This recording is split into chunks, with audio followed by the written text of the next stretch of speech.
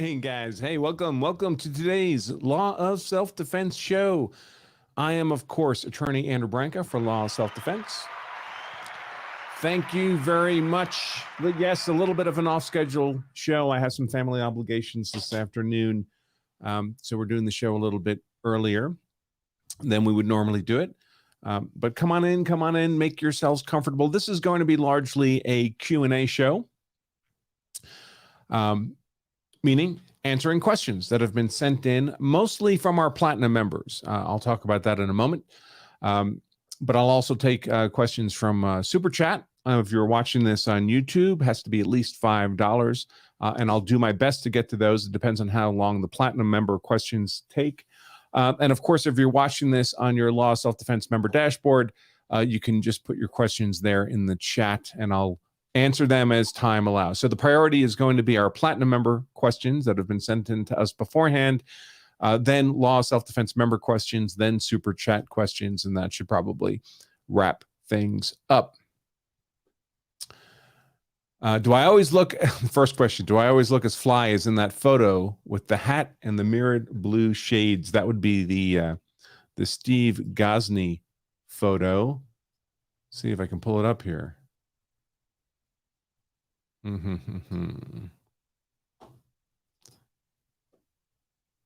me see. So most of you, if you're a member of the Law of Self-Defense community, you know who Steve Gosney is. Steve was on a trip to Arizona, and he was unable to get back to his home in Florida because of Nicole, because of the hurricane that was going through there. And because of that, he ended up kind of at loose ends in terms of where he was going to go. He didn't want to stay in his hotel where he was. So he decided to fly out to Colorado and spent a couple days at Casa Branca and also a couple days at Law of Self-Defense HQ. And we took a picture outside the HQ, and I'm talking because I can't figure out why I'm unable to. There we go. I think my computer was just thinking for a moment. Steve Gosney was unable to get home, so he came to Denver. He's crashed with me for a couple days. He's staying with another local friend today, and he'll fly home tomorrow. Of course, Steve Gosney is a public defender out of Florida and a wonderful lawyer, good friend. And I was very pleased to be able to spend an unexpected couple of extra days with Steve while he was out here. So let me pull that up for those who may not have seen it.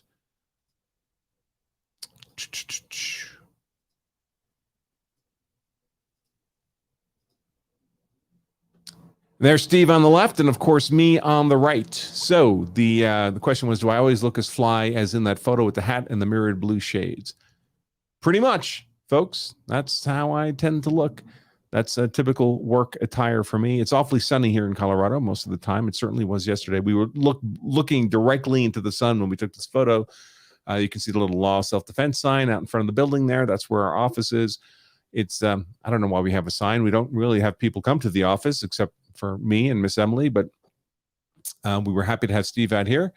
Took him to lunch, had a big dinner party last night with him and some other of his local friends. A good time was had by all. So hopefully Steve gets home safely tomorrow.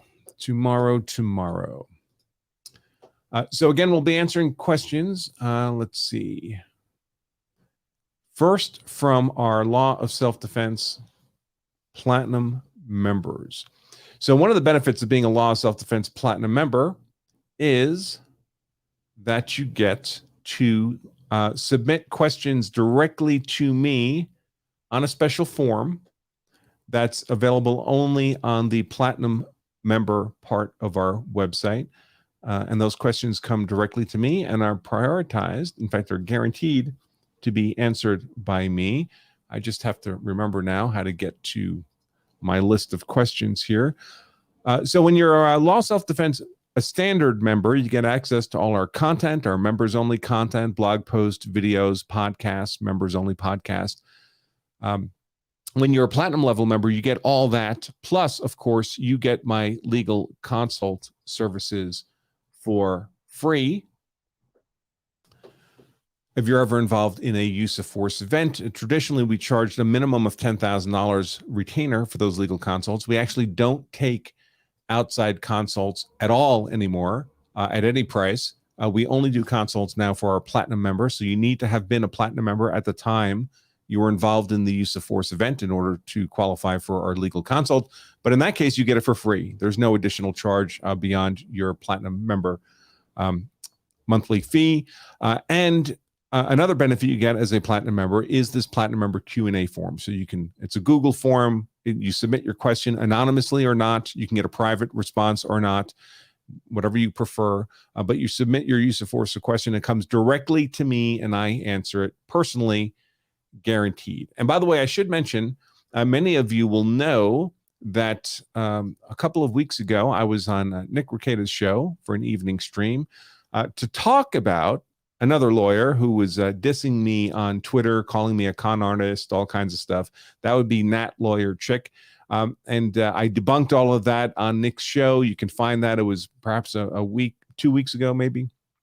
And as part of my appearance there, we actually ran a very special offer, the opportunity for people to be a Law Self-Defense Platinum member at half the usual price. In fact, you can start at just $1 a month if you want to do the monthly membership, half the annual cost if you want to do the annual membership, and an option to add your spouse as well as for a modest additional cost to your Platinum membership. So you're both covered for my legal consult if you're ever involved in a use of force event.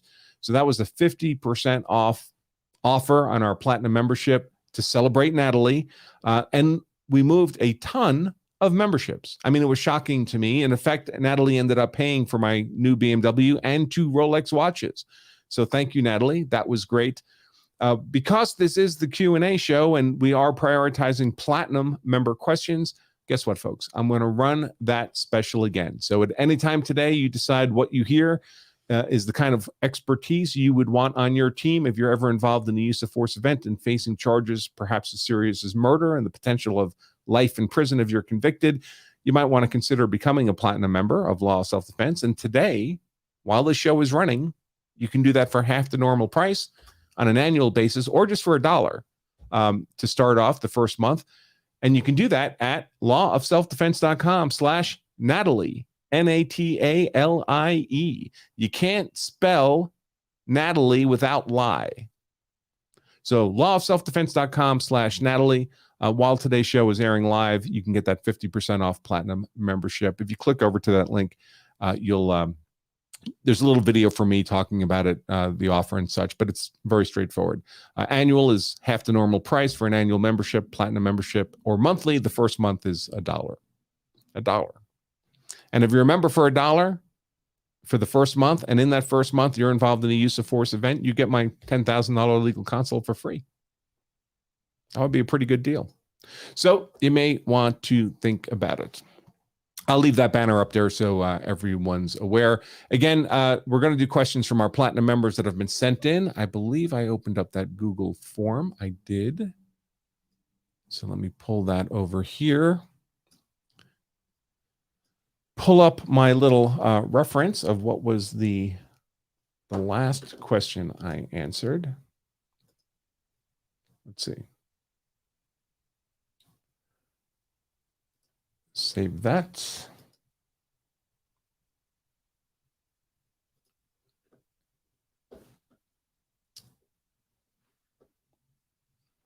Okay, so I got to go up. The last question I answered was in the several hundreds. Go up to the next question after that from our Platinum members. By the way, I'd like to let folks know that we have a new partnership going with POM pepper spray. POM, P-O-M pepper spray. I had the opportunity to spend several days with the CEO of POM, Alex Caruso. at a training event last month out in Nashville. And over the course of those several days, I'd like to think we really hit it off. Very simpatico. He also happens to be of Italian ancestry like me. And we had a great time over that training event. And I mentioned to him that I strongly advocate that people carry pepper spray, especially if they're carrying a gun for personal protection. I've always carried a gun for personal protection my entire adult life, and I've always carried pepper spray. And I learned a bit about pepper spray from Alex. I've switched from my previous pepper spray brand to POM, P-O-M, POM Industries, POM pepper spray, because I think it's a superior product and based not just on Alex's representations, but other experts on OC spray, pepper spray in the field, whose opinions I respect, who also advocate for POM. And today's show is, in effect, sponsored by POM pepper spray. So I would encourage you to go take a look. It's a very nice product. Alex is a great guy. It's a company worth working with, and I expect we'll be doing a lot more partnering with POM moving forward. All right. Well, it is a holiday, folks, but it's Veterans Day, and I'm not a veteran. So for me, it's just a normal work day. Thank you, all the veterans, for preserving our freedom and making it possible for me to earn a living, largely sitting behind a desk like this. It is much, much appreciated. I know the sacrifices you guys and gals go through in your military careers, and it's greatly, greatly appreciated. Yeah, I mentioned Steve Gosney earlier. Steve Gosney is also a professor at the American Law courses. This is a series of law school level courses that Law Self-Defense has established because we feel that there's a large audience of people who'd like to know how the law actually works based on the response to the explanations I give when things are happening in these high-profile trials that we cover. So we set up a series of law school level courses, basically 1L courses, the first-year courses that students take in law school, criminal law, evidence, criminal procedure, constitutional law. And we're teaching those at a law school level, but without the toxic politics, the social justice warrior nonsense that pervades law schools today. We just teach traditional law in the traditional way. And we teach them at a law school level, but at a fraction of the cost, fraction of the time commitment of going to law school. So if you've ever wondered what it would be like to take one of those courses, criminal law, criminal procedure, evidence, or constitutional law as a first-year law student, but have no intention of going to law school, these courses would be a great opportunity to do that. You can learn more about that at lawofselfdefense.com/law courses. Stephen is teaching our criminal law course right now. It's almost done. We are of course recording the live sessions, and we will make that available as a recording after the fact. He'll circle back and teach criminal law again in the future, I expect. The response we're getting from the students in this class is unbelievably positive, as you might imagine if you've ever heard Steve talk about the law. Those are the law courses, lawofselfdefense.com/law courses if you're interested in those. By the way, if you're thinking about going to law school, I would encourage you to take these courses first, because most of us, when we go to law school, most lawyers, the first time we're ever exposed to criminal law is that 1L criminal law course, and it's like a fire hose. You're learning a lot of stuff very quickly. If I'd had the opportunity to take Steve Gosney's criminal law course as an American law courses from Law Self-Defense first, and then gone into criminal law 1L, I would have kicked that course's ass even harder than I did. Or if you're thinking you might like law school, but you're undecided, you might consider taking one of these courses so you can experience what a law school level like course is like, because that's what we're teaching. Okay, let's see if there's anything I need to immediately address. Am I one of those strip mall lawyers? It's not a strip mall, folks. It's a commercial office building. In fairness, it's only a commercial office building because the building is cube shaped and multiple floors instead of just being a strip, I guess. But that's fine. It's just a little office. Most of the years of my career with Law Self-Defense has been from my home office. So this is kind of fancy for us. All right. So let me turn to the first of these questions. First of all, let me make sure everything's working. All right. So the Law Self-Defense feed is working. Is Rumble working? Rumble is working. Is Twitter streaming? It is indeed. Can't tell how many viewers we have. Oh, six viewers on Twitter. Wow, thanks. It's amazing. And we got a few people here on the YouTubes, so that's good. All right, so let me start with the first, start running down these questions. Now, I have not looked at these Platinum member questions myself, so I'm seeing them for the first time, just like you, answering them from the knowledge that's already contained in my head. All right, from Gary in Georgia, Platinum member of Law of Self-Defense. He asks, can Anders suggest an attorney or two in the Atlanta metro area that I should interview for potential future use in a self-defense case? All right, Gary. So the answer to that question is yes, I could, but no, I won't. I don't recommend attorneys for people who have only a speculative prospective need for legal counsel, because it ends up frustrating those attorneys on the one hand, and I just don't think it's productive. So if I were to recommend an attorney to you today, John Smith, attorney John Smith in the Atlanta area, who I think would be a good attorney for you in a use of force case, when are you going to need his actual services? Hopefully never, right? And in a year and 5 years and 10 years, I mean, it's just unpredictable. I'm assuming, of course, that you're not in immediate need of legal services, legal representation for a use of force event, that you just want to kind of prep in case something ever happens. If you are in immediate need of legal representation, then just call our support line or use the number on your Platinum membership card, and we'll definitely hook you up with an attorney that we think would be a good fit for you and the facts of your case. But if you're not facing criminal liability in the moment for a use of force event, we don't recommend attorneys for the future, like a card you can carry around in your wallet. One is, even if I gave you the name of someone who I thought was appropriate today, in 5 years or 10 years or 15 years, whenever this horrible use of force event actually happens to you, that might not be the attorney I would recommend. They might not be in practice anymore. They may have changed their field of practice. So that card wouldn't do you any good then. In fact, I would recommend somebody else, perhaps, in 5 or 10 or 15 years. Also, when I have in the past connected people with attorneys for this purpose, often they start calling the attorney's office with questions and stuff, but they don't want to pay anything because those attorneys are expensive. I wouldn't recommend an inexpensive attorney, because I would only recommend a good attorney, and those good attorneys are expensive. And they don't want to field phone calls for free. That's not how they pay their mortgage. You're not a client to them. It just doesn't work from their perspective. So I don't recommend attorneys ahead of time. Our Platinum members are guaranteed, if they are involved in a use of force event and they can't identify an attorney themselves, we will certainly help them do that. If they have an attorney in mind and they'd like that attorney vetted by me for their use of force law competence, we can do that as well. Frankly, the vetting becomes less important because I'll be providing the legal consult on that case for our Platinum members. So they'll have me as part of the legal team. Whatever shortcomings their lead counsel might have in terms of particularized expertise on use of force law, that's why I'm there. And that's what you get as part of being a Law Self-Defense Platinum member, which today, right now, while this show is airing, you can get for half the usual price, half off our Law Self-Defense Platinum members who get that legal consult for free from me if they're involved in a use of force event. And it's the only way to get my legal services. We don't take outside consults anymore. We only provide legal services to our Platinum members. You can get that at half price today at lawofselfdefense.com/Natalie. Hey, Natalie, love you, babe. All right. So that's the question for an answer for Gary. Next, Eric J. from Oregon says, I have grand jury duty for 5 weeks starting mid-October.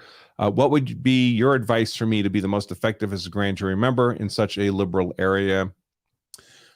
So it's a liberal area of Oregon. So I don't want to name the area. That would be too specific. But Eric, it's very difficult. Well, I guess it depends on what you mean by being an effective grand jury.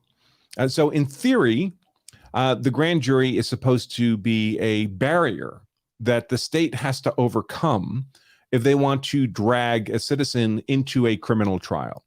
And we have these theoretical barriers because the the process of a criminal trial is unbelievably destructive.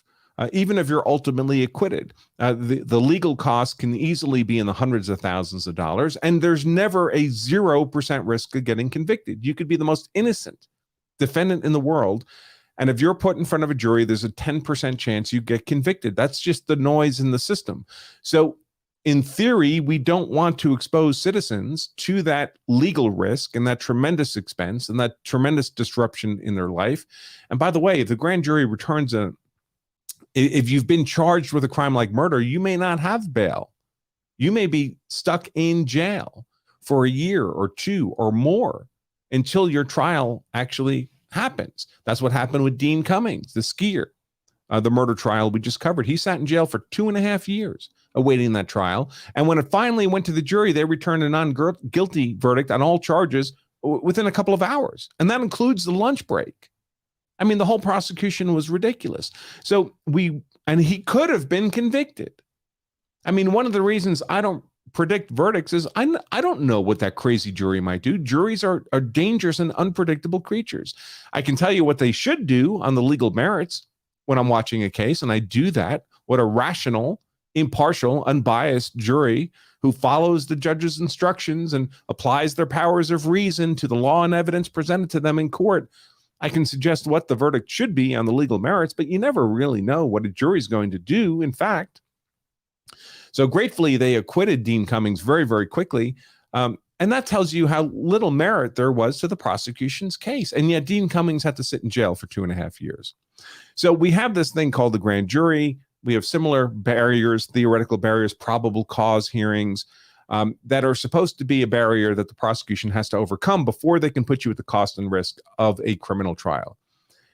And both the grand jury and the probable cause processes are completely broken in America. There's effectively zero barrier a prosecutor has to overcome to drag you into a criminal trial with all that legal risk and cost.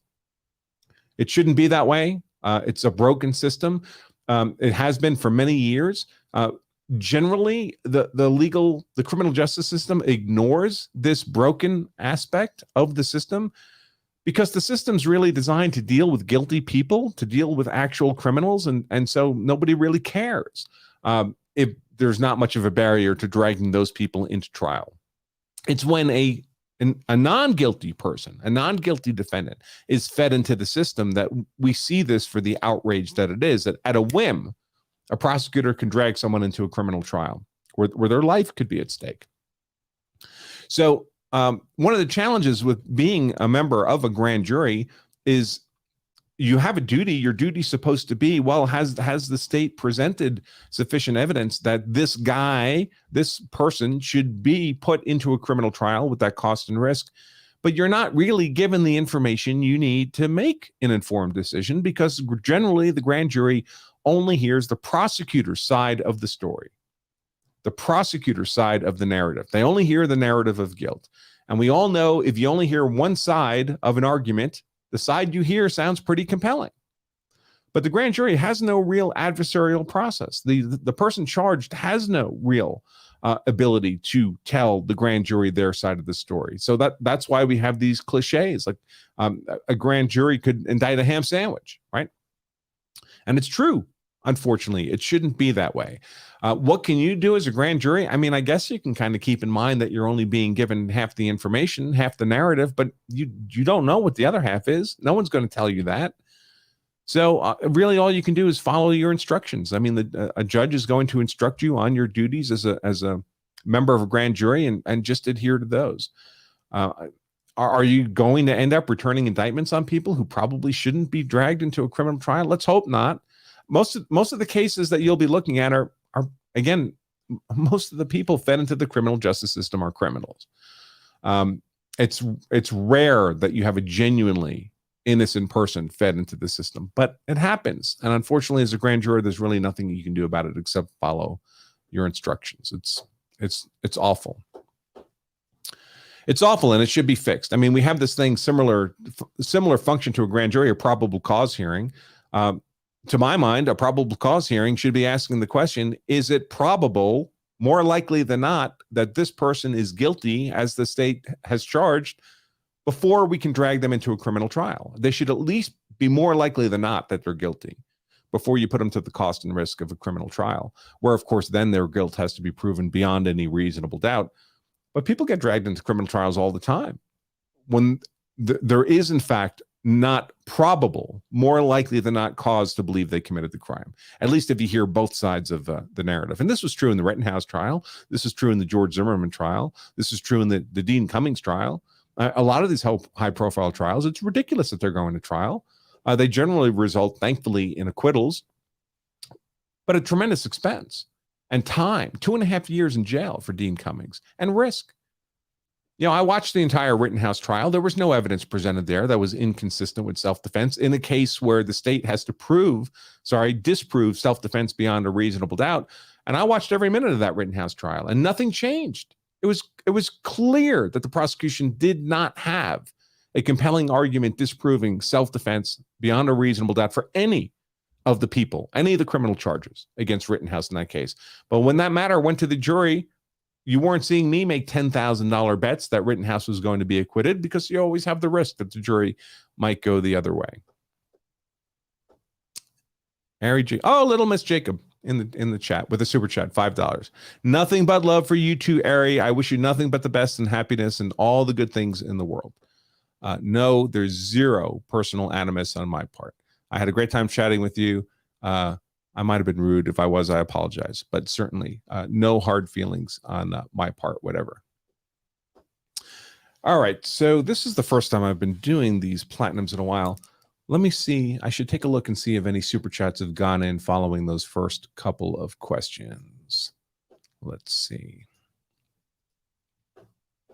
By the way, these questions I'm answering, folks, are from our platinum members. Law Self-Defense Platinum members have access to a form. They can type in whatever legal question they want, really. Of course, my expertise is use of force law, and that gets submitted directly to me, and I personally answer their question guaranteed. That's part of the benefit of being a Law Self-Defense Platinum member. They have immediate access to me and my expertise. Come on, YouTube. All right. Let's see. Well, I answered both of these. The strip mall lawyer question, $10. Thank you. Thank you. Whoops. This guy and Ari Jacobs. Thank you very much, Ari. Very kind of you. I keep hitting the wrong button. There we go. And let's see from our Law Self-Defense members. Nate says, if I submit a platinum question right now, would it get read in this stream or the next? Probably. I don't know how long it takes me to answer the questions. I tend to get wordy, so I can't promise if you submit it today, it would be in today's show. But submit it. I mean, go ahead and submit it. I'll get to it as soon as I can. Let's see. But Nate, I'll look for your question and I'll respond to you personally offline. So if I don't answer it during the show, I'll respond by email. I assume you put your email address in the form like we request. So you'll definitely get an answer from me. The audience may not. Joe M., could you touch on family members or a non-family witness to you using force, speaking with law enforcement with or without an attorney? Sure. So, and this is from one of our Law Self-Defense members in the member live chat right now.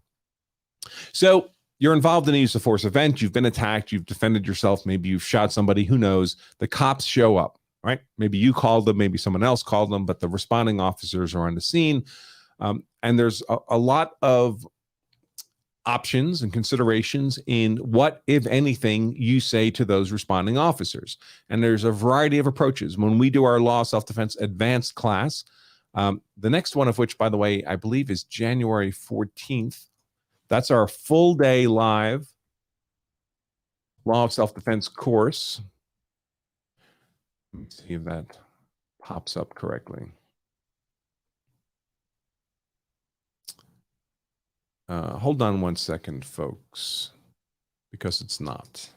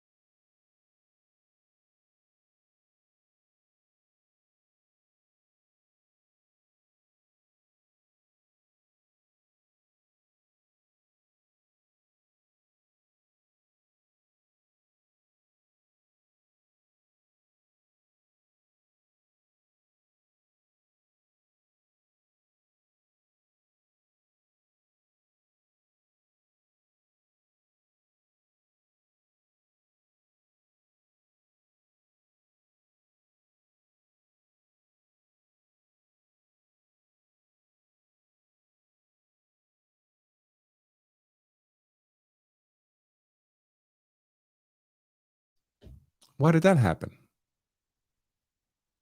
Good heavens. That's not cool. Sorry about that, folks. I don't know why I was muted. I didn't hit that button. That's weird. All right. Well, let's see. I'll start again. Typically twice a year, only twice a year, we do our Law of Self-Defense live online advanced course. This is a full day course on self-defense law, 6 or 7 hours long. We only do it a couple of times a year. I believe the next time we're doing it is January 14th of next year, because we've already done 2 this year. And we spend almost an hour of that class talking about interacting with the police in the aftermath of a use of force event. So you've defended yourself against an attack. The cops show up. What do you say to the cops, if anything? Right? Because one option is to say nothing. I think there's benefits and drawbacks to that approach. Another approach is to say not nothing, but to say a few very specific things. I think there's value you leave on the table in terms of your self-defense narrative if you literally say nothing, but there's risk to saying anything. And then, of course, you could just blather, and blather would be horrible. Don't do that. If your only choices are to shut up or blather, definitely shut up. But as part of that hour in which we talk about interacting with the police in the aftermath of a use of force event and what might you want to say or not say, you can come to your own decisions about that. But a facet of that is, what if you're not by yourself? What if you're with family members? You're out with your wife and your kids, and that's when you get attacked. So the police show up, and you have a plan for what you're prepared to say to the police, or nothing. If that's your plan, that's fine. But have you talked with your family? Because your family are going to be questioned as witnesses, and they may be the only other witnesses. But the police are going to be asking them questions too. And have they thought about what they want to say or not say to the police? I think you should probably have that conversation if you can, so they know what to do, so they don't start blathering away, because they could say things unintentionally that could hurt you, that could incriminate you, that could undermine your narrative of self-defense, because they misperceived or they misunderstood what was going on, or they don't realize they're saying words that could be intentionally or not misinterpreted, mischaracterized by a prosecutor. So you may want to have that conversation with them. And with them, you may tell them, listen, just defer to me. If anybody asks you questions, tell them, my husband or whatever had the best view of the event, the person that used force. I'm going to defer to them to explain to you how it went down at this time until we've had a chance to consult with legal counsel. That would be the approach I would recommend taking in that context. And it's relatively simple and straightforward. The pluses and minuses of what to say to the police is a pretty complicated problem, partly because of the legal dynamics, but partly because we all respond to stress differently. You just survived a life or death attack. How your brain is functioning in the immediate aftermath of that is completely different than our normal experience. So your strategy has to reflect how you respond to stress. And some people respond very calmly to stress. They're on a mission to solve the problem, whatever it is. It could be the plane's engine went out, or they're sliding on ice in a car, or they come across a terrible accident, and they just solve the problem. Other people freak out when they're exposed to substantial stress. It doesn't make them bad people. It's just we all respond differently based on training, experience, temperament. So it's not possible for me to give one answer to how you should interact with the police in the aftermath of a use of force event. I can explain to you different approaches. You pick the one that best fits for you. And I do urge you to think about it today. I mean, right? Once the fights happen and the cops are right there asking you questions, it's a little late to be thinking then about what you're prepared to say or not say.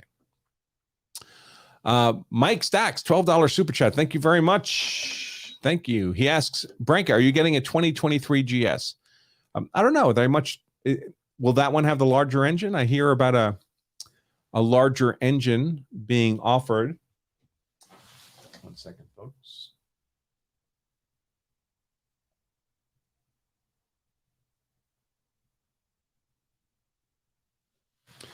I hear the current model of my motorcycle, which is the BMW R1250 GS Adventure is a 1250, 1,250cc motor. I hear they're going to bump it up another 50cc coming up soon. Maybe that's 2023.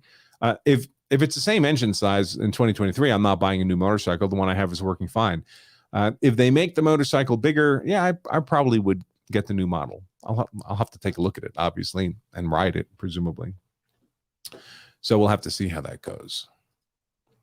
But the bike I have is running beautifully. It's very, very nice. In fact, next week will be a little bit of a weird week, folks. I'm going down to Austin to appear live on a podcast, the Sheepdog Response Podcast. I think that's the name of it.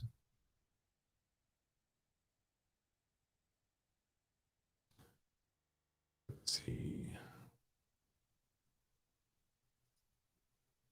Do I have that right?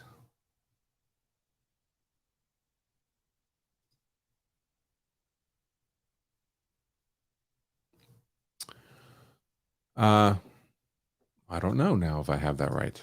So I'm going all the way to Austin. I'm not sure what I'm doing, I guess. Let me see if I can pull that up. Because a lot of people use the name Sheepdog, so maybe I don't want to send all of you to the wrong thing. Nope, I was saying it wrong. It looks like the name of it, is Bulletproof Workshop. Bulletproof Workshop is the name of the podcast. A lot of big name people who you would know have been on it. And they do their podcast in the Joe Rogan format, where they have their guests come in live. So that's what I'll be doing, and I'll be riding the motorcycle down there to do that. So I'm going to ride down to Amarillo, and from Amarillo, I'll go down to the Austin area, do the podcast down in Austin, and then I'll spend a couple days around Fredericksburg riding around Texas Hill Country, and then I'll head back. But I'll be doing next week's shows from the road, folks. I bring my little mobile studio with me on the road, and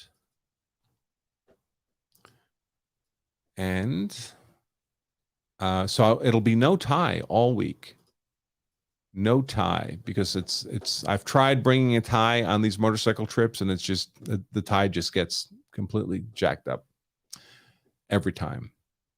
So I'm not going to do that again. But they will be work shows. Except for one night. I think next Wednesday night, I think it's the 16th, I will be on Ricardo Law on Rumble, and we're going to have a real no tie show. So those of you who like the shows that are not legal specific, Wednesday night on Ricardo Law's Rumble channel is where you would find that. It's going to be a lot of fun. All right. Let me get a little organized here. Next question from our Law Self-Defense Platinum members. Let's see. This is from Joe.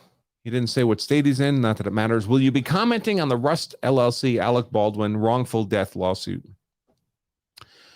I don't know. Of course, I've covered the Alec Baldwin shooting of Helena Hutchins at some length from a criminal law perspective. To me, it's clear and unambiguous involuntary manslaughter, reckless manslaughter, a felony. I mean, there's just no question about it on the facts and law in the case. That's the criminal perspective. I tend not to cover civil suits very much because, to my mind, they're very loosey-goosey.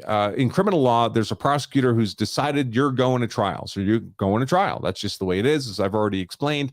And the burden is very clear. It's proof beyond a reasonable doubt, and there's specific law and facts and evidence I can talk to. In these wrongful death suits, they often end up getting, settled and negotiated away. So I'm not sure it's worth me investing much effort into following the civil trial. And they tend to be noisy. So, for example, there's probably numerous people who have bear some civil liability for the death of Helena Hutchins. There's the armorer, there's the, the producer, the person who handed Baldwin the gun. when the armorer was not present, whoever allowed live ammo to come on the set. I mean, it looks to me like there's a lot of fault to throw around. None of that diminishes Alec Baldwin's personal criminal liability. He's the ultimate person responsible. The gun was in his hand. He deliberately pointed a gun at another human being without ensuring it was unloaded, and that human being died as a result of that recklessness. That's involuntary manslaughter every day of the week. But the civil cases, I think it'll tend to be noisy. So I don't know. I guess it partly depends on what else I have going on. Let's see. In the super chat, Harry Dickshaft, $5. Thank you. Writes, thoughts on having a law of self-defense and a USCCA membership. If I understand correctly, USCCA offers a program to help defend if you have to use a concealed weapon. So USCCA is one of these self-defense insurance type companies. They're not really insurance, but that's what everybody calls them. And what they promise to do is pay your legal expenses if you're involved in a use of force event. So they would pay the expenses, presumably, of your lead attorney. I'm not your lead attorney. If I'm consulting in your case, you have separate lead attorney, and various other expenses. And there are a number of companies that do that. The one I work with most, the one I recommend, is not USCCA. It's CCW Safe. lawselfdefense.com/CCW Safe. I think we offer a discount code for their memberships. I'm not a fan of USCCA because they had one of their highest level members who got involved in a use of force event, and they just decided not to cover them, not to cover her. Now, in fairness, it was a sketchy self-defense shooting. It wasn't obvious whether it was self-defense or not, but she was arguing self-defense. The court allowed her to make that legal argument in court that it was self-defense. And to my mind, if any of these companies have a member and the court's allowing them, there's enough evidence to support a self-defense argument. Ultimately, the jury decides, of course, but the court believes there's enough evidence to allow the argument to be made. These companies should cover that member.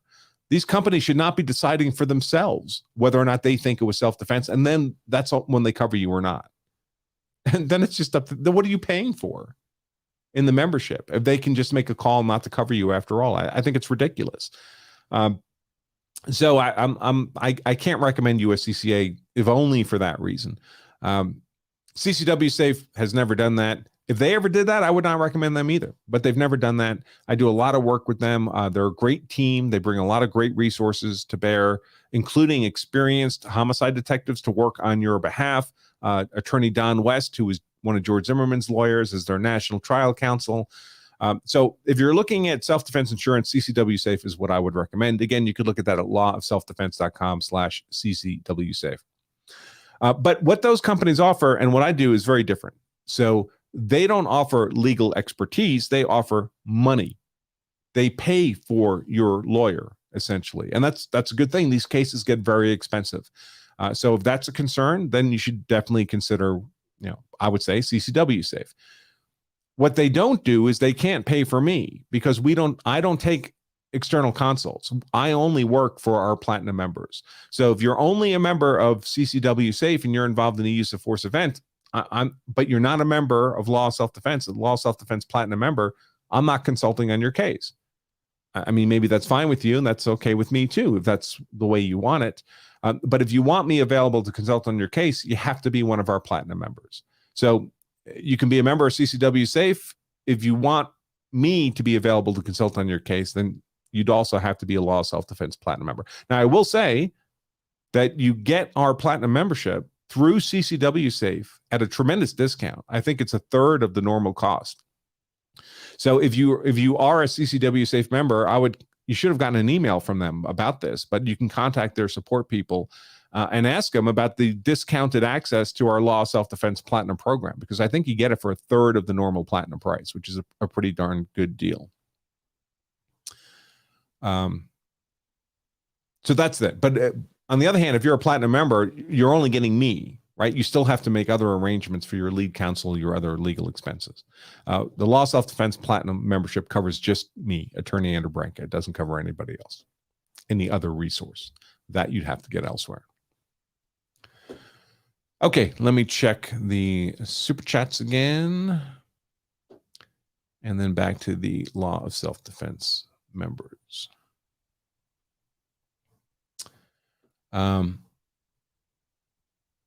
Joe, sorry. Yeah. Joe asked if I have any plans for a road trip to Arizona, maybe a meet and greet. So I have gone through Arizona the last couple of years, because the last couple of years I do an annual trip out to Las Vegas to visit with some friends, and then on to LA to visit with other friends. And typically I take a kind of a northern route out to Las Vegas through Utah, Bryce Canyon, all that. It's lovely. And then I'll take a southern route through Arizona on the way home, through New Mexico, stay in Taos. But I got to be honest, I don't enjoy riding through Arizona that much. So I'm not sure if I'll do that again next year for my Vegas LA trip or not. We'll see.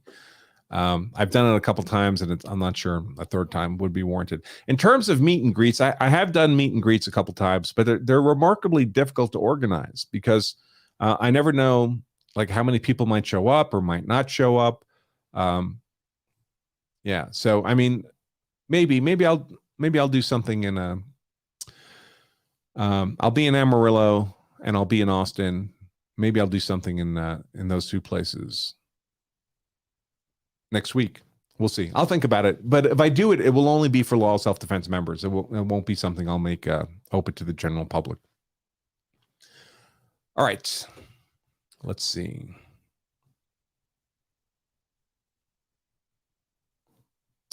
Scott asks, what's up with the CCW Safe deal and the Law Self-Defense Platinum membership? Is that deal now active? It is active. So they sent out an email to all their members a month ago, 2 months ago. If you should have gotten that if you were a member then. If you've only since become a member, or you're thinking about becoming a member, then I would contact CCW Safe support and go through them, and they can send you to whatever page they use to direct you to that heavily discounted Law Self-Defense Platinum membership deal.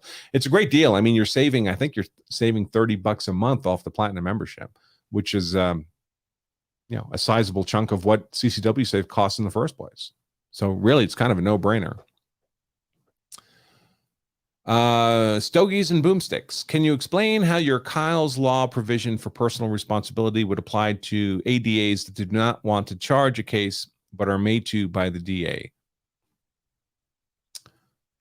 So Kyle's Law. I explained earlier in today's show about how we really don't have a functional barrier to a prosecutor being able to drag you into court. I think a probable cause hearing should require that the prosecutor show probable cause to drag you into a trial, meaning that they can show that it's more likely than not that you would be convicted. And a grand jury should have the same standard. But in fact, we have nothing like that. Basically, a prosecutor needs like 5% of the evidence, not 50% of the evidence, to drag you into criminal trial. And I think that's a travesty. And we end up with these trials where defendants for whom there's little, if any, evidence inconsistent with self-defense are dragged into trials with all that cost and risk, generally acquitted, but they're always at risk of being convicted. And the state never comes close to disproving self-defense beyond a reasonable doubt.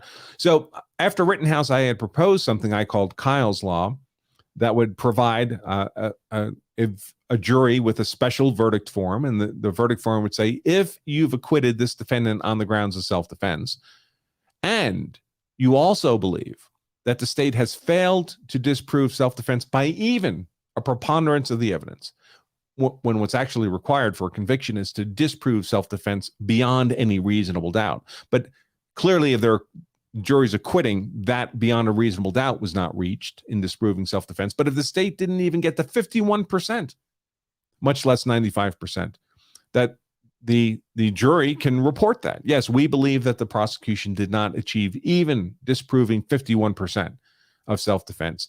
Then I believe that that defendant should have a cause of action to recover their legal expenses from the state, both from the state treasury generally, and half of it from the prosecutor personally, so that these prosecutors have personal skin in the game, that they're not dragging people into these horrible cases where they don't even believe they have 51% of the evidence, knowing they have to disprove self-defense by 90 or 95% of the evidence. So that's what I would require. And of course, it's generally not the elected district attorney in a jurisdiction that's trying a case in trial. Usually it's an assistant district attorney that's doing the actual trial work. So the question is, well, what about those ADAs who they know it's a bullshit case and they don't want to bring it, but their boss is making them do it. Do you still hold them accountable? And my answer would be yes. You can quit. You're not a slave. You can push back hard on your boss. Your boss could find someone else in the office to take that personal risk under Kyle's law. Or you can quit. I mean, what's an ADA supposed to do if a prosecutor was telling him to charge people because of their race, for example? Just bring those cases? Or do you quit? So yes, I would still apply Kyle's law to ADAs who are being forced to bring the case because they always have an out. They don't have to stay in that job. They're not slaves. Joe asks, how goes the diet and how many pounds are you down? So I was down 30 pounds, but the last couple of months have been crazy. I've been off my exercise regimen. I weighed myself a couple of weeks ago at the doctor's office. I think I'd gained 5 or 8 pounds back, but I'll get back on it. It'll be fine. All right. That was all the member questions. I think I've caught up on the super chat questions.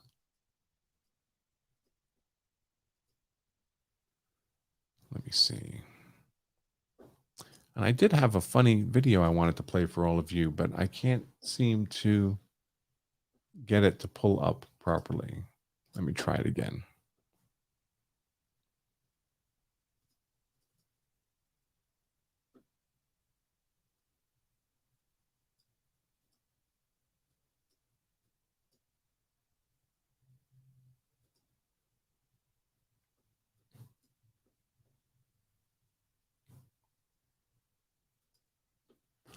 Okay, let's see.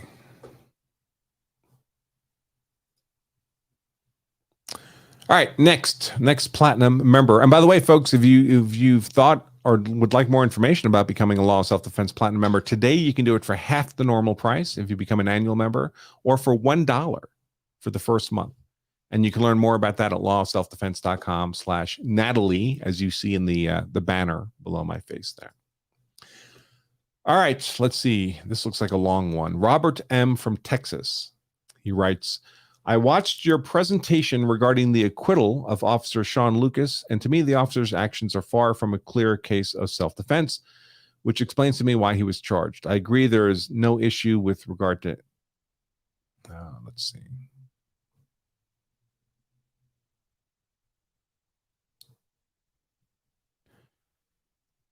I have to, sorry, I got to refresh my recollection on this case.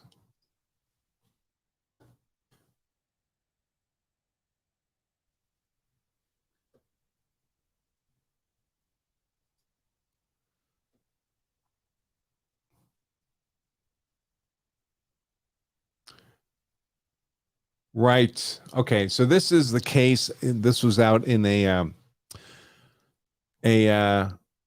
kind of in the boonies part of Texas. A police officer in a department with 3 officers. He was one of 3 in the entire department. Was sent to a gas station fight late at night. Reports of a fight.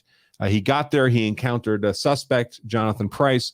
The officer happens to be white. Jonathan Price happens to be black. The officer starts questioning Price. It seems like he may have been involved in a fight that just happened at the gas station. The officer goes to secure. Jonathan Price is acting in a weird way, acting intoxicated, glassy. His demeanor is, well, that of a drunk person, really. This is caught on body camera footage. The officer goes to secure Jonathan Price with handcuffs for further investigation. There's a crowd of people there, by the way. Some of them are apparently friends of the suspect, so the officer is by himself. It's at night. People are drunk. There's been a fight. He's a little nervous, as you might expect. So he goes to secure Jonathan Price, the suspect. Jonathan Price is non-compliant, starts to walk away.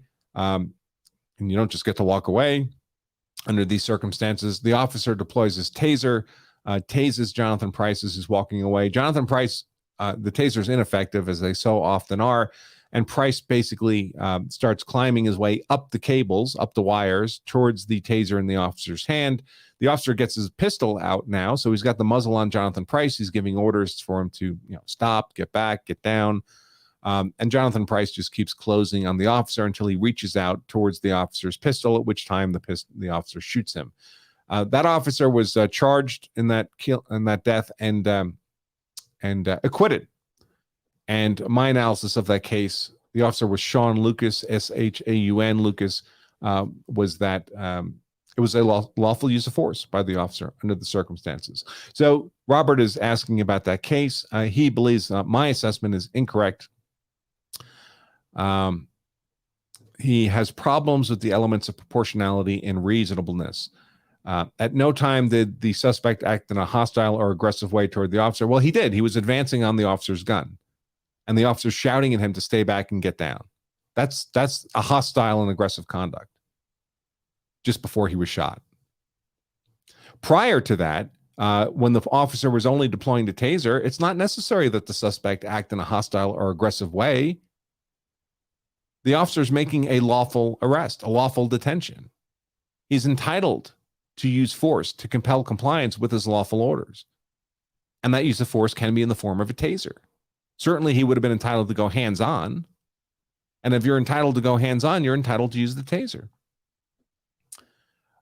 Under use of force law, I'm not talking about his department policies. Those aren't laws. Those are policy preferences. So you can shoot a suspect with a taser when the suspect's walking away. In fact, the way you're taught to use the taser is specifically to shoot suspects in the back with the taser. So yeah, Robert, there's nothing in your communication here that would change my analysis there.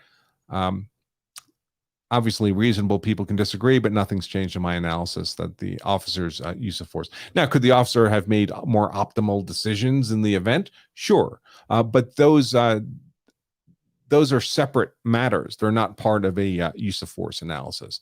They may be arguments to make for changing department policy or how officers approach these kinds of conflicts. Lots of things could be done differently. But at the moment the officer here used force, his use of force was lawful, both in the taser and in the ultimate shooting. Let's see if there's questions about that. Refresh the super chat. YouTube. You are a frustrating platform. Andrew Branca's cup of coffee. Andrew, have you covered the Juan de la Cruz acquittal? OIS. Officer involved shooting of black woman who fired taser at officer in Houston. Benj Crump related the case. I have not covered it. It's probably not been televised. Certainly it hasn't been on my radar screen. But if you want to send me a link, I'll be happy to take a look at it. Folks, we have a number of cases that have been in the news and are in the news now where officers are shooting people who take control of the officer's taser.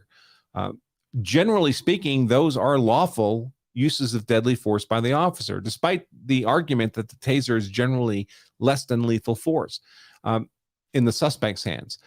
A taser being used defensively is less than lethal force, but a taser being used offensively is more than that, especially when it's being offensively used on a police officer who's obviously armed with a pistol. Because if the officer's disabled by an attacker, it's reasonable for the officer to infer that that attack will continue now that the officer's been disabled and that his service pistol will be taken from him. Many police who are shot dead in the course of their duty are shot dead with their own guns when the gun is taken from them. Every officer knows this. So when the suspect sees control of an officer's taser and try to use it on the officer, that is a deadly force threat to the officer. I covered this just a week or so ago, 2 weeks ago now, when I covered the probable cause hearing in the Patrick Lyoya shooting. You can go back and look at that video. I did it a few days ago. But I haven't looked at the Juan de la Cruz acquittal specifically. Or Jillian Westenberg. I don't recall that name. So you have to send links, folks, with these things so I can click over and refresh my recollection. I cover a ton of these cases, so it can be difficult to keep them all clearly in mind. And YouTube Studio is being okay. All right, that looks fine. And that looks fine. All right, so let's go back to the Law of Self-Defense Platinum member questions. It's one of the benefits of being a Law Self-Defense Platinum member is you have a Platinum member only form you can use to submit questions directly to me and get them answered directly by me. So Jim from California writes, tonight I had the opportunity to chat with a local, recently retired attorney with the Orange County, California DA's office. My issue of only one side being presented to a grand jury without defendant's rebuttal, as you've taught me, was met with that is their responsibility to tell both sides completely and therefore fair. Okay. You should ask a public defender in that same jurisdiction how they feel about it. While I did not get into cases or examples, this is a very conservative, God-fearing, loving man I'm speaking with who has no reason to lie and is on the precipice of leaving California and the U.S. for Mexico to live with a predictable system, getting away from California. I bring this to you both as a question on your strict framing of the state's system and an opportunity to further address how the system works. I find the entire grand jury system, as you've presented it, to be a travesty, to be corrected, and while to act with extreme caution and understand the impact of the mere statement of indicted by the grand jury sways juries, how do we ensure all evidence is presented? Of course, this leads into how much of the defense do you choose to present at this phase? Obviously, the entire grand jury system has weighed on me since you enlightened me, and I've raised this with many people, sharing that a grand jury indictment is no more than a rubber stamp, correct? Based on one side's info and unfair, not to be trusted or have guilt associated with it. Yet without provocation, this now retired attorney challenges that belief. While I'd like your direct personal feedback, I present this as an opportunity for additional teaching. Okay, Jim. A prosecutor who's honorable and is actually seeking justice should present a grand jury with both narratives, and they can do that if they want to. So in the Michael Brown shooting, the hands up, don't shoot shooting, the officer who fired those shots, who killed Michael Brown, his case was put up in front of a grand jury, and the local prosecutor there did present both the narrative of guilt and the narrative of innocence to that grand jury. And that grand jury refused to indict, returned a no true bill on that officer. So he was never charged, never had to go to trial. But that prosecutor did that because he chose to. He chose to use his discretion to present both sides. He's not required to. And in fact, that prosecutor, who had been the prosecutor in that jurisdiction for something like 30 years, he'd been the elected DA in that jurisdiction forever. Literally generations of ADAs had gone through his office while he was the head of it. And he presented both sides of the narrative to that grand jury in the Michael Brown shooting. And the next time he ran for election, he got beat by a young black attorney financed by George Soros, who ran on the promise of reopening that shooting case. So that guy lost a 30-year career because he chose to do the right thing and present the grand jury with both sides. What message do you think that sends to other DAs in similar situations? You think they're going to be inclined to present both sides when they don't have to, knowing it could cost them a multi-decade career? They could be driven out of office because George Soros decides to drop a couple $100,000 in funding for an opposing candidate. So yes, a prosecutor can present both sides, and an honorable prosecutor, generally, you would think they would want to do that. But they don't have to, and because they don't have to, they don't. Listen, a lot of prosecutors get what I call cape syndrome. They start to believe they're Batman, and their job is, or Superman, truth, justice, and the American way. And they know that most of the people they're dealing with, most of these suspects and defendants are bad people. They're criminals. And so they start to cut corners. I mean, let's process these criminals as efficiently as possible. Let's not worry too much about all this due process stuff. We know they're bad guys. We know if they get back on the street, they're going to do bad things again. So let's just figure out a way to get them locked up. But due process exists for criminals for a reason, folks. And that's because it's the same due process that we get or don't get. If you deny due process of law, proper process of law, to the worst of us, you deny it to the best of us. That's how Rittenhouse gets dragged into a trial. That's how Zimmerman gets dragged into a trial. That's how Dean Cummings got dragged into a trial, because the system is built to process bad guys. But the protections we're supposed to have are for all of us, so they're available when a good guy gets fed into the system. So yes, a prosecutor can present both sides. They generally don't. And if they really don't want to, then they definitely don't. And the grand jury only hears one side of the story. So that's unfortunately how that works.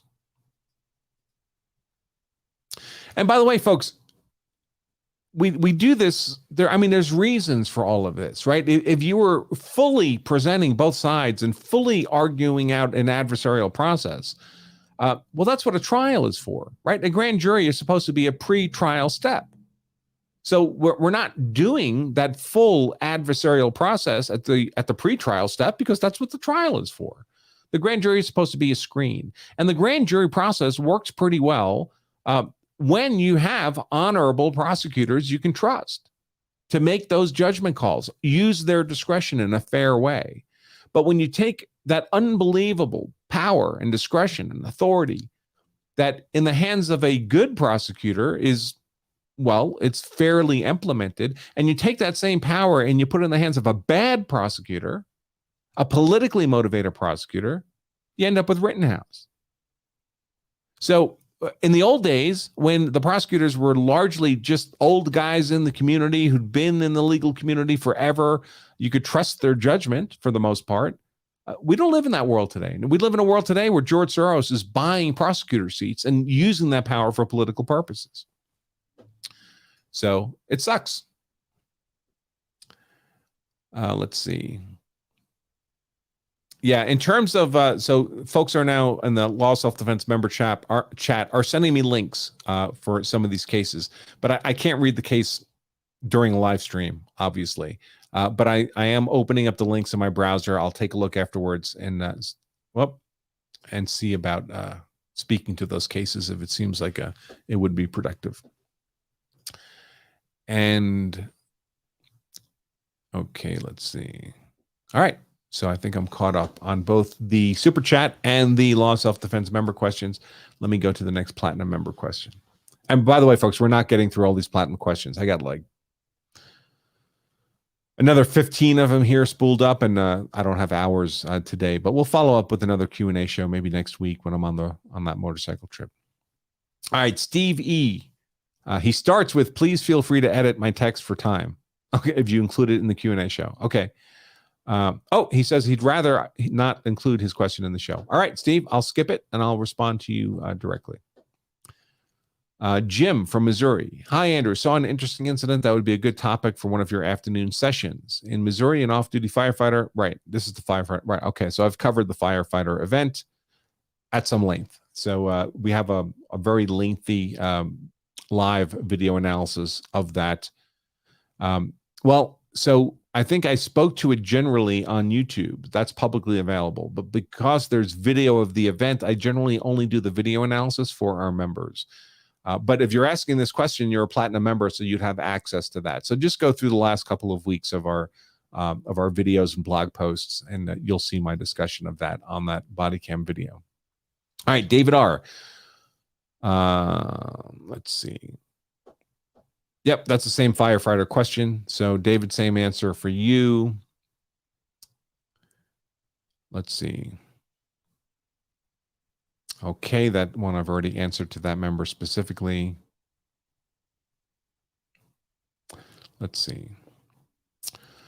Dave asks, just watched a Steve Lato video, and he gave an extremely questionable advice on stand your ground and removing squatters in your new house. Given he's an attorney, I'm sure people would trust it as good advice. I can't really comment on this video because I can't watch the video in real time right here, but I will take a look at it. Squatters in a house is a real problem, folks. But it's not really a use of force question. It's really a real property question. And what provisions does your local jurisdiction allow for the removal of squatters? It should be as simple as calling the local law enforcement or local sheriff and getting them dragged out. But some jurisdictions make it a lot more complicated than that. So I don't have a good answer for you because it involves all those property law questions. I can tell you that going in to personally evict them is I would not do that unless you really had absolutely no other option, because it's likely to turn into a fight. And if you go a fight in which it looks like you're going to the fight, I know it sounds outrageous. It's your property. You should be able to get rid of these people. But anytime you go to a fight and things go sideways, if you end up with a bad outcome, a prosecutor is likely to characterize that as you being at fault, because it wouldn't have happened but for you're going to the fight. You're initiating the use of force. So it's unfortunately the squatter situation. I will take a look at. I don't really know Steve. I recognize the background of his video. I know he does a lot of these law videos. I guess I'll take a look at it. Looks like he gets a lot more. Well, holy cow, he's got a heck of a lot more subscribers than me. 10 times as many subscribers as YouTube as I have. But it's only a 10-minute video, so I'll take a look at it. Maybe I'll do a response video to that. You don't want to be getting into fights you don't need to be getting into, folks. Remember, the moment you're engaged in that confrontation, you've just incurred two risks you were not incurring a moment before. A risk of dying in that confrontation, the physical fight, losing the physical fight, and a risk, if there's a bad outcome and someone wants to hold you legally accountable, spending the rest of your life in a cage, losing the legal fight. So think about what stakes are worth that. I would want to go through every possible legal avenue for getting those squatters removed by others, by like the sheriff's department, before I gunned up and went in there to try to drag people out. Okay, let's see.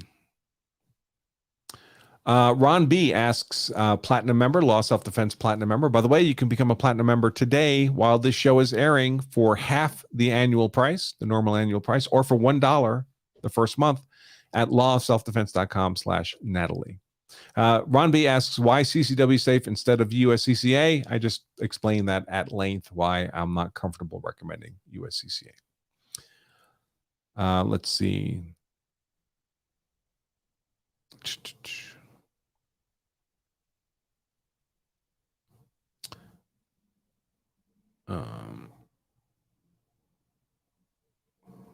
All right, so Jack from Missouri says there are 39 states that have that are stand your ground states. You've pointed out, I think 7 or 8 states are hard stand your ground states, and the others are soft stand your ground states. That's correct. I'll circle back at in a moment. I have the list of the hard stand your ground states. So I can share that with all of you in a moment, but let me continue with the question. So what's the difference between hard stand your ground and soft stand your ground? So first we have the distinction between stand your ground and duty to retreat. There are 11 states currently that are duty to retreat states. That number meaning you have a legal duty to retreat if safely possible before you can use deadly force in self-defense. And that number keeps dropping. So every couple of years, there's a state that falls off the duty to retreat list because it becomes a stand your ground state. I believe one of the most recent was Arkansas. Ohio became stand your ground just a couple of years ago. But in my entire career, I've never seen a state go the other way. I've never seen a stand your ground state become duty to retreat. I've only seen duty to retreat states become stand your ground. So not only is stand your ground not some exception, some weird Florida thing, it's the norm among American states, and increasingly becoming the norm, to the point where right now there's 39 stand your ground states. Only 11 states impose a legal duty to retreat before you can defend yourself. But among those 39 states, most of them, 39 stand your ground states, most of them are what I call soft stand your ground states. In a soft stand your ground state, a prosecutor cannot argue to a jury that you had a legal duty to retreat and you violated that legal duty, and therefore you should lose self-defense. Hold on a second.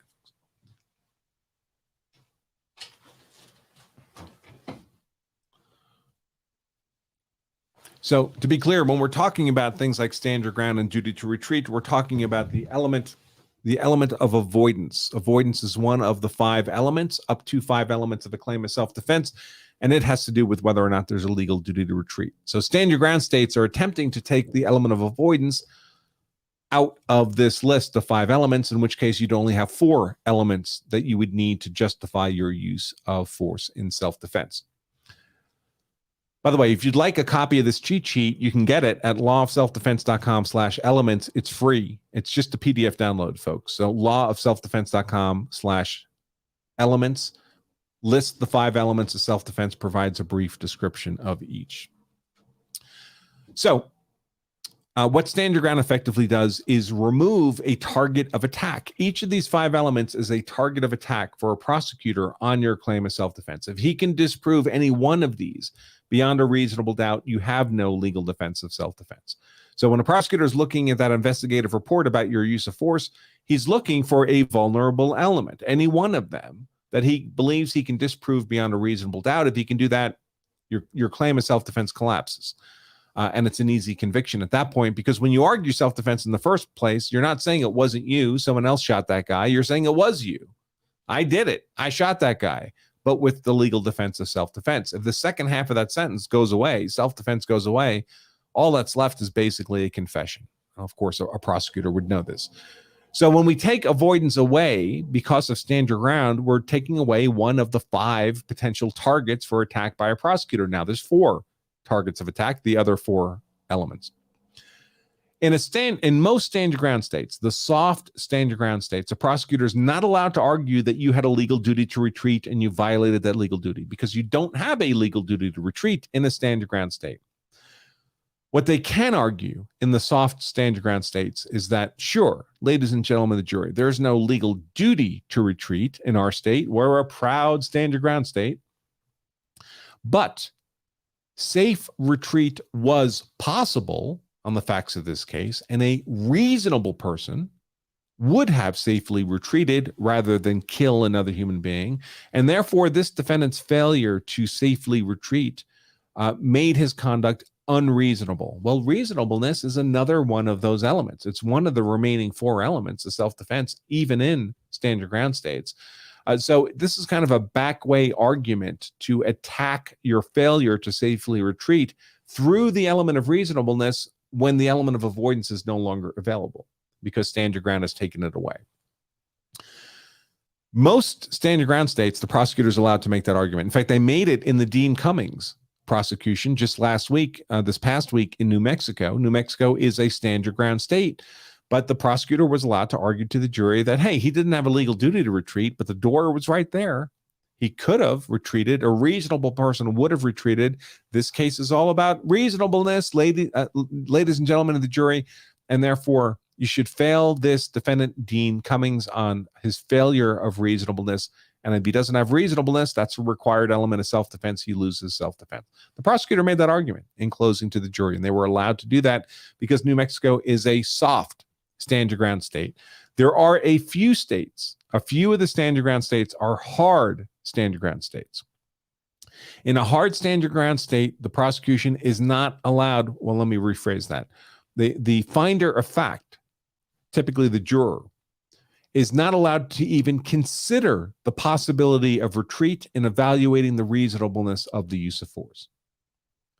So in the hard stand your ground states, the question of retreat is completely taken off the table, because if the jury is not allowed to consider it, well, then the prosecution is not allowed to argue it. You're not allowed to make arguments to a jury that the jury is not allowed to consider. And for those who may be curious, the hard stand your ground states currently are Colorado, Louisiana, Mississippi, Ohio, Texas, Utah, Washington, and kind of Wisconsin. So Wisconsin is a hard stand your ground state if you're in a castle situation. So you're defending yourself while you're in your home. But if you're defending yourself out on the street outside of your home, then it's a soft stand your ground state, Wisconsin. So that's it. And he asked the question from Missouri, and as Missouri actually is not hard. So he goes. So Jack is saying, is Missouri a hard stand your ground state or soft? He says, I presume it's soft because the attorney from Missouri in a case said she could not have shot him if he'd been. Don't trust what attorneys say. You cannot presume that because someone's an attorney, even a prosecutor, that they necessarily actually know what the use of force law is in their own state. You'd think they would, and maybe they do, but you can't count on it just because they have that job title. Missouri is a soft stand your ground state, so the prosecutor can make that argument. Sure, there's no legal duty to retreat, but he could have, and a reasonable person would have, and therefore the failure to retreat is unreasonable. And therefore, because the conduct was unreasonable, you should deny the defendant self-defense. All right, so we've been going almost an hour and a half. Let me take another look at Super Chats on YouTube, see if there's any new ones I need to address. Oh, that looks like there's at least one. There is. Young Pai Chang, I hope I'm pronouncing that correctly. $5 Super Chat says, "Hi, Andrew, are you coming to the Pat Rogers Revolver Roundup at Gunsight next week?" I didn't know it was happening. I would love to. A big Pat Rogers fan. Unfortunately, we lost Pat quite some time ago. And Gunsight's a great facility. I've never trained there, but I've visited there. I know a lot of people who've been instructors there. It's certainly a worthwhile facility considering one of the old school places. Gunsight, well, I don't want to get into the whole history. I have been trained by Jeff Cooper when Jeff was with us back in the day, back in the 90s, but he had left Gunsight by then. So it was kind of an independent training opportunity to get taught by Jeff. I will tell you, I don't shoot revolvers very well. I don't know why. I'm a master level competitor in IDPA in multiple pistol classes, custom defensive pistol, stock service pistol, a couple of others. I don't even remember. I've been out of the competitive running for quite a while now. But when I go to shoot a revolver, I mean, if we're talking slow marksmanship type shooting, I do just fine. Shooting at speed, running and gunning type of shooting, I don't tend to do well with revolvers. Maybe just not enough experience. I would have liked to have gone. I mean, they're still fun to shoot, but I have this commitment in Austin, so I will not be at the Gunsight Revolver Roundup. I'm very envious of the folks who will be there, though. I'm sure it will be a good time. All right, and the Law Self-Defense members, another case for me to look at. Okay, so mostly they gave me more work to do. Thank you, Law Self-Defense members. But I'll certainly take a look at those. It's another Steve Lato video analysis entitled, "Court Refused to Let Man Argue Obvious Defense at Trial." Well, I'll have to take a look at that. The threshold for being able to argue any legal defense at trial is pretty darn low. Basically, it's more than zero evidence standard. So if there's no evidence on, like, for example, if we were talking self-defense, there's required elements of a claim of self-defense. If there's literally zero evidence, just everything in a courtroom is supposed to be based on evidence. If there's zero evidence for one of these elements, then the element doesn't exist. If it doesn't exist, whatever you did can't have been self-defense. And you could be denied the privilege to argue self-defense to a jury because technically speaking, you're missing one of the required elements of self-defense. You just don't have self-defense, technically speaking. But normally, how much evidence you need to be permitted to make the argument to the jury is like 1% evidence. If there's any evidence on the elements, well, then there's something for the jury to consider. And then it's a jury. It's a finder of fact question. How much weight do they want to give that? How much credibility do they want to give? Maybe to them, the 1% evidence is more than enough. That's their call to make. That's the job of the jury. So given that you only need 1% on each of the elements to get the argument in court, it's a very low threshold. And generally, judges in an abundance of caution will allow you to make the argument. You got to work pretty damn hard to actually be denied a legal defense at trial if there's any support for it at all. So yeah, I'll be interested in taking a look at that video from Steve Lato. Hope I'm pronouncing that right. And folks, I think we're just about an hour and a half, so I'll start to wrap up. I will remind all of you again about right now, our 50% off Law Self-Defense Platinum membership offer, half off the annual fee to be a Platinum member. If you want to go the annual route, that's what I would recommend, frankly.